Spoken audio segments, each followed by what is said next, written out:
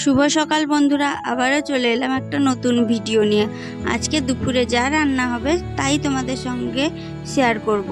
চলো, আজকে সমস্ত রান্নাটা করব কিন্তু উনুনে। আমাদের গ্রামে এখনও উনুনেই রান্না হয়, খুব কম গ্যাসে রান্না হয়, আর উনুনে পাতা বা খড় এইসব দিয়েই রান্না হয়। আজকে রান্না হবে মাছের ঝোল, উচ্ছে ভাজা। চলো সেটাই তোমাদের দেখাই। প্রথমে কড়াইতে তেল গরম হয়ে গেলে আলুগুলো ভেজে নেব ঝোলের জন্য। তারপর সেই কড়াইয়ে সেই তেলেই আবার উচ্ছেগুলোও তুলে দেব।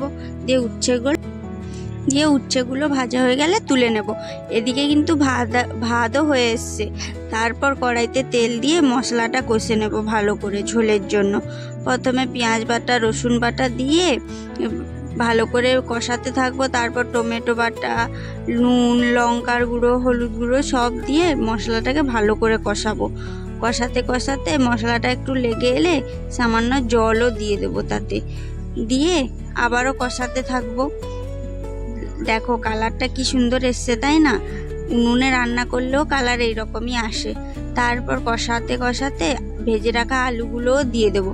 দিয়ে আলু দিয়েও আবারও কষাবো। কষাতে কষাতে কষাতে কষাতে তারপর জল দিয়ে দেব পরিমাণ মতো। তারপর আগে থেকে ভেজে রাখা মাছগুলো দিয়ে দেব। দিয়ে এবারে একটু নাড়াচাড়া করে নামিয়ে নেব।